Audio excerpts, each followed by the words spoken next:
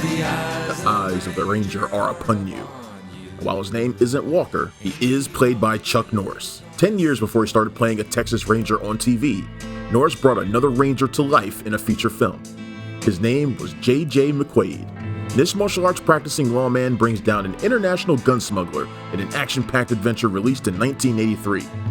Lone Wolf McQuade is celebrating its 40th anniversary this year, so it's time for it to be revisited.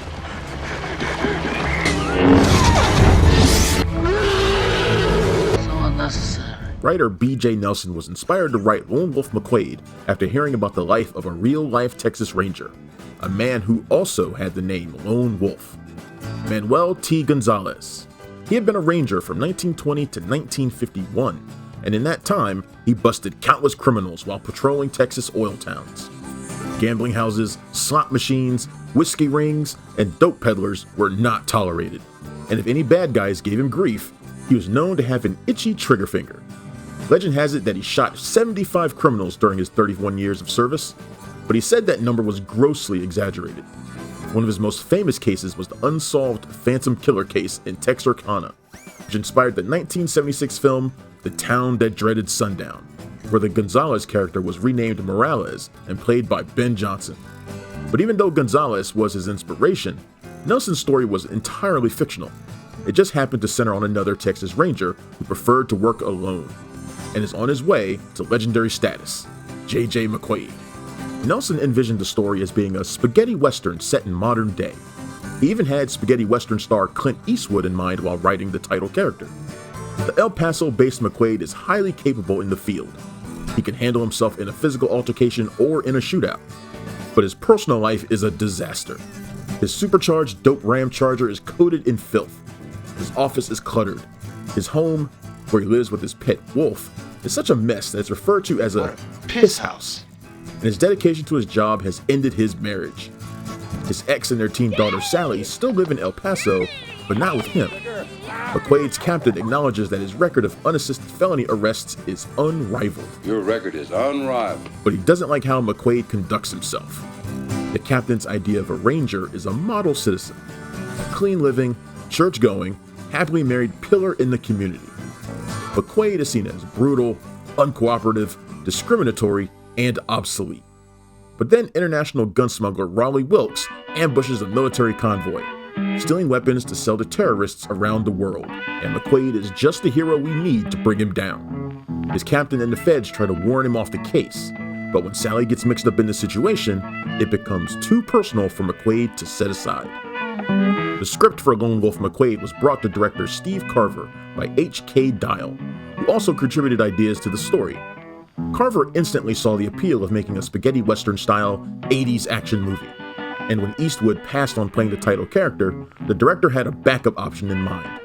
Martial artist turned actor Chuck Norris, who he had just worked with on the 1981 action film An Eye for an Eye. Norris had always said that his greatest inspiration was John Wayne, so why not let him star in his own western?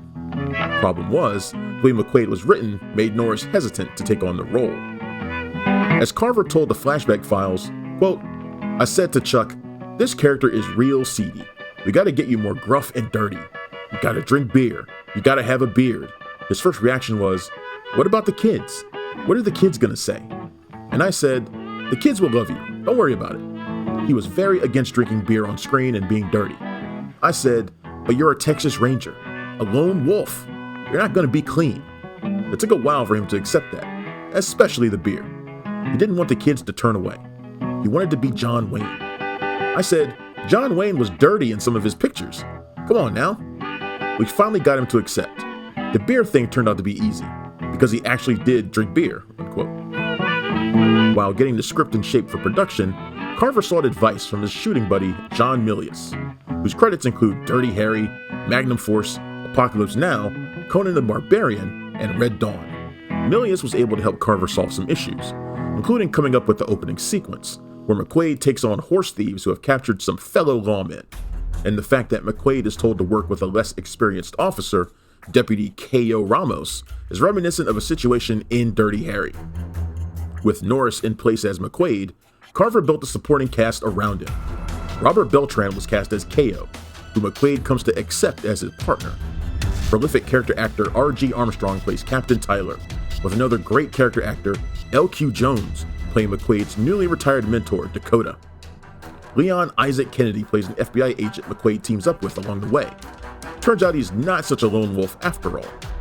Barbara Carrera is McQuade's potential love interest, Lola, a widow who tries to get him to clean up his act, and has an unfortunate connection to the villain. Daniel Frischman appears as Emilio Falcone, a boss in the Mexican Mafia. Dana Kimmel, best known for being the final girl in Friday the 13th Part 3, plays their daughter Sally. Horror fans might also spot Jason Voorhees himself, Kane Hodder, as a henchman.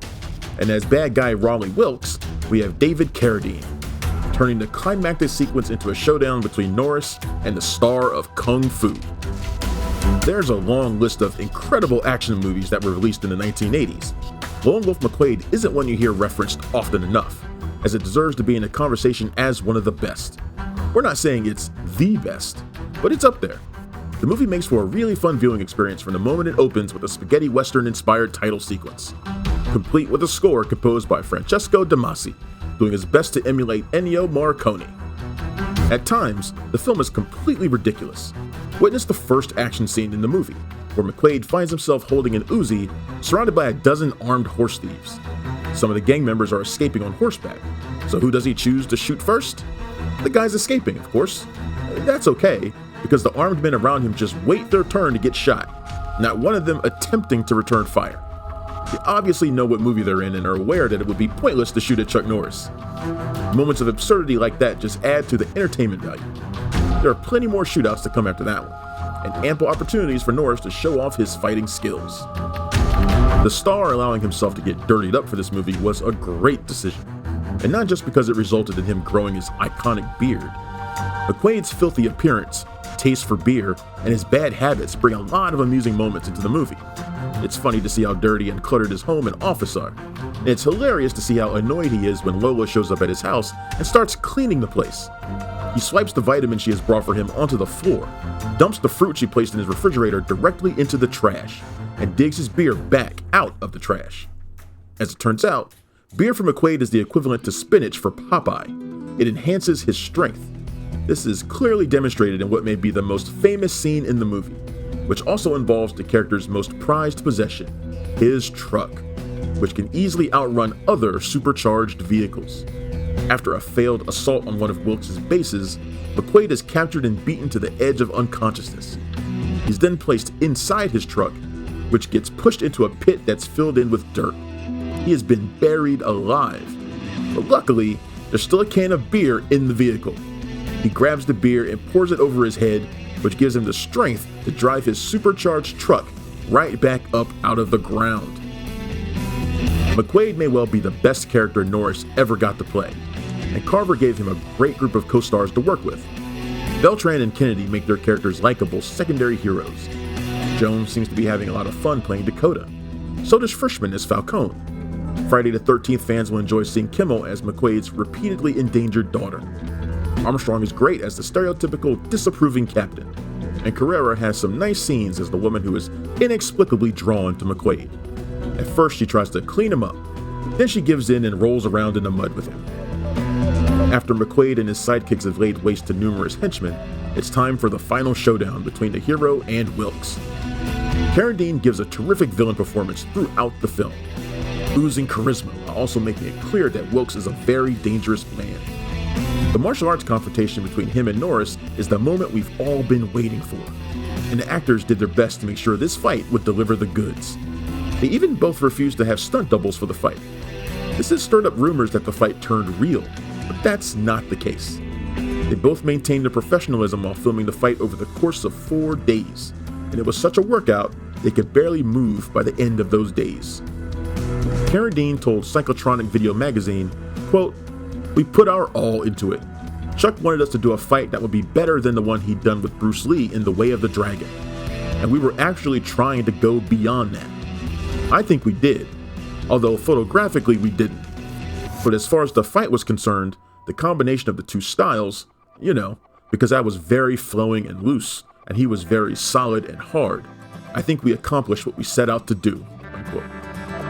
Really, Everyone involved with Lone Wolf McQuade accomplished what they set out to do, because the Los Angeles Times reported that it made $15 million at the box office, 3 times its $5 million budget. It was so successful, Norris credited it with allowing him to branch out from martial arts movies. After this, he was able to work on a wider variety of action movies. But, of course, he would still do some kicking and punching when the situation called for it. Considering the type of movie that it is, the reviews weren't too bad. It even managed to win over Roger Ebert, who gave it a rating of 3.5 stars out of 4. The critics who weren't won over complained about the violence and abundance of action, but that's the good stuff moviegoers were there to see in the first place. The violence and action did nearly earn the film an R rating, which is understandable because the body count is quite high. A whole lot of people get shot, but Norris himself was successfully able to appeal to the MPAA ratings board. The PG-13 rating didn't exist yet. It didn't come about until 1984, so Norris was able to secure a PG rating for Lone Wolf McQuade. Speaking with the Philadelphia Inquirer, Norris explained that he got the MPAA to loosen up because of the strong, positive image he projects on the screen. And during his appeal, he again compared himself to John Wayne. He said, quote, "My films are very similar to the John Wayne movies of the 40s. He'd go in a bar and Jack Palance would pick a fight with him, and then Wayne would take out half the saloon. It's the same theme. A man is pushed into a situation where he has to resort to violence," unquote. And as long as a man has been pushed into it, the violence merits a PG rather than an R. Lone Wolf McQuade often gets overshadowed by its 80s action peers, but it's a strong example of just how great action movies of the time could be. It's a shame a sequel was never made, because McQuade is a character who deserved to go on a franchise worth of adventures. We never saw him again, but the movie did get a follow-up of sorts. The idea of playing a Texas Ranger stuck with Norris as the years went by, and a decade after McQuade was released, he decided to pitch a TV series that he would star in as a Texas Ranger. So it wouldn't get bogged down in rights issues, it was decided his character would be named Walker rather than McQuade. Walker Texas Ranger was another major success for Norris, running for 9 seasons and 203 episodes, plus a follow-up TV movie. The show was recently revived, with the title shortened to Walker, and Jared Padalecki taking over the lead role. And whether or not you're a Walker fan, it's worth tracking down Lone Wolf McQuade to watch a dirt-coated, beer-soaked Chuck Norris take down a charismatic David Carradine. It's a bit spaghetti western, it's very 80s, and it's a whole lot of awesome.